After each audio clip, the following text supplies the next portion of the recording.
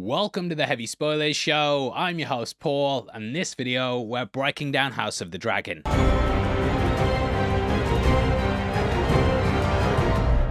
The final trailer for Season 2 is now here, and it points a direction that things are going to be going in Episode 8. Throughout this video, we're going to be going through it frame by frame to talk about everything you need to know. Weirdly, we find ourselves once more tied up in who should be ruling, but this time it seems to be with the Greens. Aemond has ousted Aegon from the throne, and it looks like there's a civil war within a civil war. Yo dog, we heard you like civil wars, so we put a civil war and a civil war within your civil war. So yeah, lots to talk about, and obviously there's heavy spoilers ahead. If you enjoy it, please hit the thumbs up and make sure you subscribe so you don't miss our big breakdown on the finale. With out of the way, thank you for clicking this. Now let's get into House of the Dragon. The dragons dance, and men are like dust under their feet.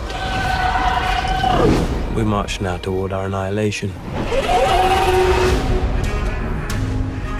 I have entrusted you with a power only few have known. We must strike while we have the advantage. The Prince Regent is angry. There's no telling what he will do. You wish to rule the Seven Kingdoms, but you reign ruin and death. While you have mustered an army, Rhaenyra has faltered. Pretenders raise new riders against us. I need you to fly with Dreamfire to battle. We will answer outrage with outrage. For every one of us who falls, 100 of them, there will be no mercy!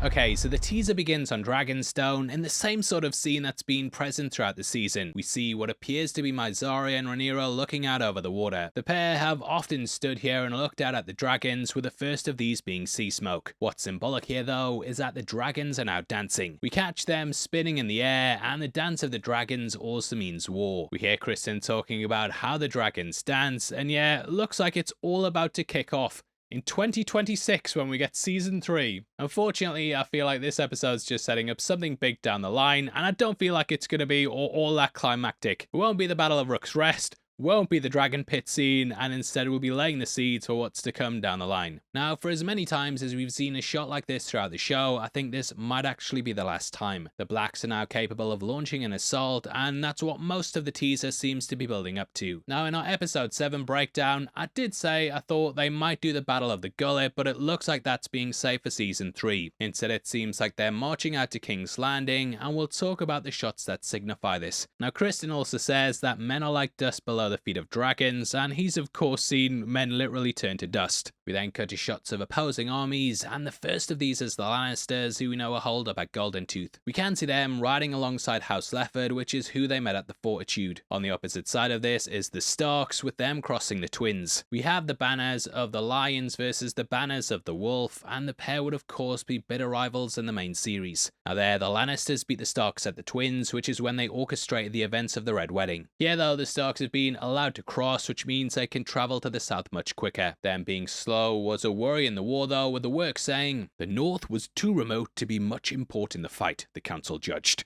By the time the Starks gathered their banners and marched south, the war might well be over. However, due to having the River Lords, they can now make the crossing faster. The battle here is going to be pretty big if they show it, with Aemond desperately trying to strike. He proposed to strike the Riverlands from both east and west, and thus force the Lords of the Trident to fight on two fronts at once. Jason Lannister had assembled a formidable host in the Western Hills, 1,000 armoured knights, and 7 times as many archers and men-at-arms. Let him descend from the high ground and cross the Red Fork with fire and sword, while Sir Criston marched forth from King's Landing, accompanied by Prince Aemond himself on Vhagar. The two armies would converge on Harrenhal to crush the traitors of the Trident between them, and if his uncle emerged from behind the castle walls to oppose them, as he surely must, Vhagar would overcome Caraxes, and Prince Aemond would return to the city with Prince Daemon's head. Now, the Red Fork is where Jason was heading to before he went to Golden Tooth, and thus I believe this scene pulls from that passage. Now, we also see the green banners of the High Towers, and I'll talk more about Otto as we get into the video. A dragon flies overhead, but it doesn't seem like it's attacking. Therefore, I think this might belong to Daeron, with it potentially being the dragon Targaryen. He's been mentioned quite a lot throughout the season, and we know that his dragon's now taken wing. Aemond seeing all the dragons on Dragonstone, it probably made him poop the bed, and I can imagine that he rushed out to get his brother. Now, if you've ever heard of Cousin Oliver syndrome, it's basically when a TV show adds more kids into the cast in later seasons. It's kind of what's happened with Daeron, and it is weird how they keep teasing him, but we never see him. But hopefully this is the episode. Now the work talks about Aemond's strategy here and how they quickly descended upon the Riverlands. It looks like Targaryen's being called into that, and he's not the only dragon being called to arms, as we see two flying near Caraxes. Poor guy, he's having the worst time of his life, and it's like when your parents, right, they used to drag you away on holiday to a caravan park for 6 weeks when you were a teenager, just once to leave. Later on we also see two dragons flying out to Harrenhal, with a pair passing over the God's Eye. They're likely going out to get Daemon, and I believe Rhaenyra will have tasked the Seeds with bringing him in.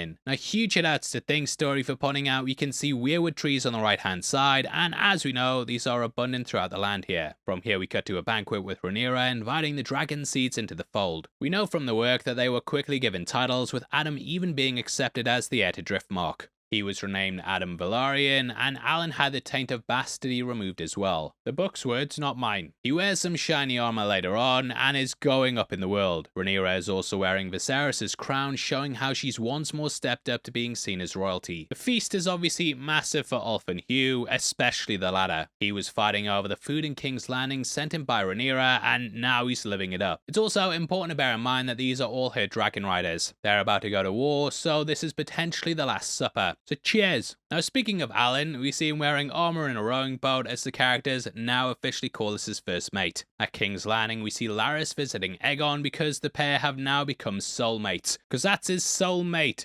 And he also loves souls, mate. Dear me. Now he tells Aegon that Aemond's angry and that there's no telling what he's gonna do. Alicent berates him as well for raining ruin and death, which is something that sort of pulls from the book. Aemond's going wild, and it says, "Not all the members of the Green Council favoured the prince's bold stroke.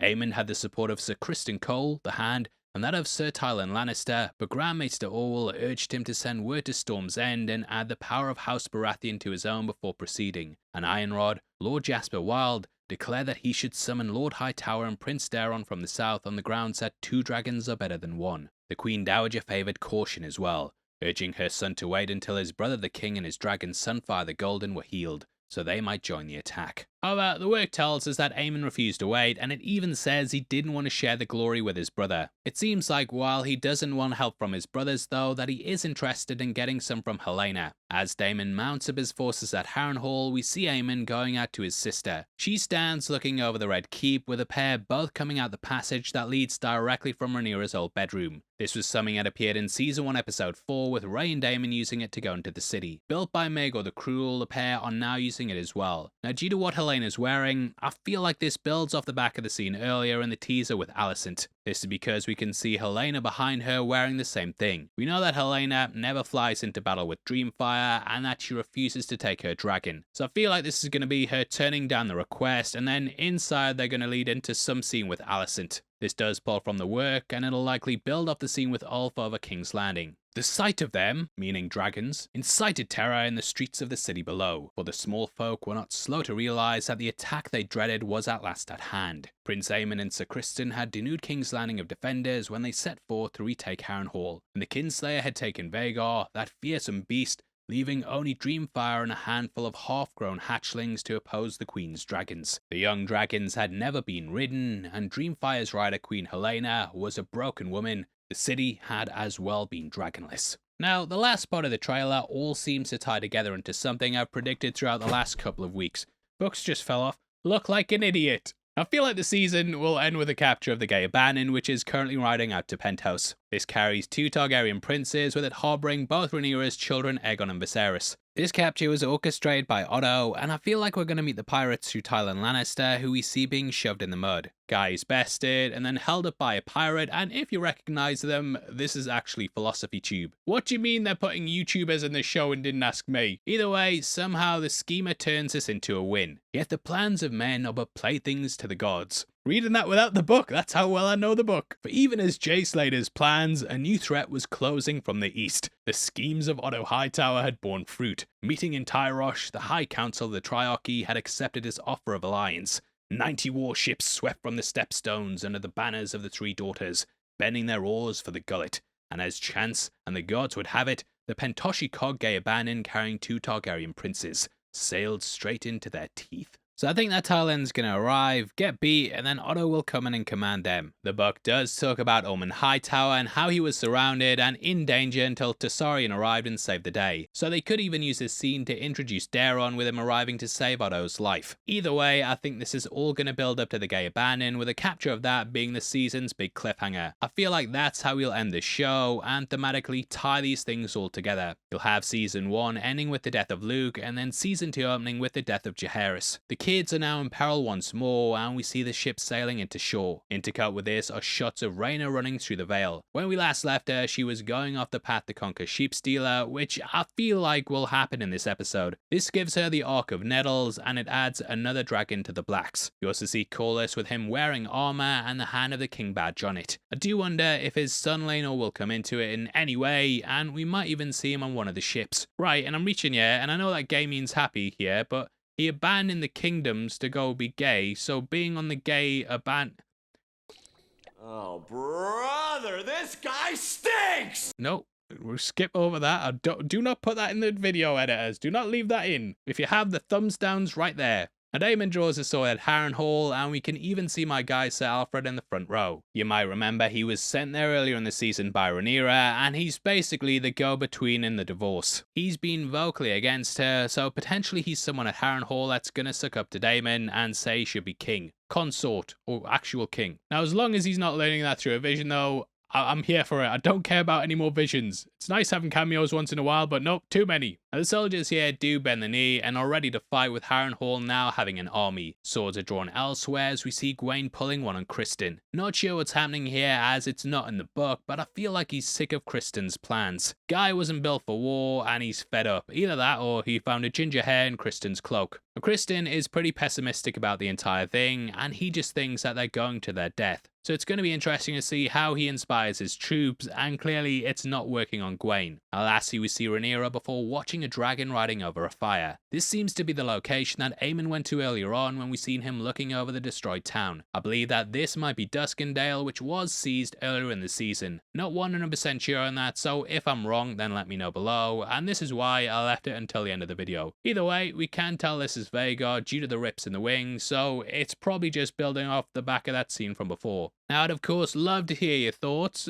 Threw this together last minute. It's been a long weekend, gonna be honest with you, mate. Did Deadpool Wolverine, then stayed up for San Diego Comic-Con, then did House of the Dragon, so I'm a bit exhausted, and sorry if the video is crap. If you don't think it's alright, if you think it's mediocre at least, then please drop a like on the video, and if you want to support the channel as a member of the Spoiler Society, then please click the join button. You'll get early access to videos every week. It goes a massive way towards helping us out, and basically means that we can keep pumping out these videos that you may or may not enjoy. We're gonna get some heavy spoilers merch. We've also got our t-shirt line and hoodies located just below the video. You can pick up our new Theory Time hoodie, our House of the Dragon stuff, Marvel tees, and a lot more.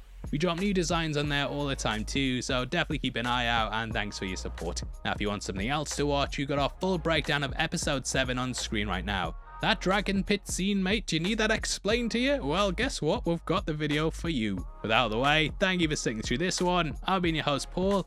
You've been the best, and I'll see you next time. You take care. Peace.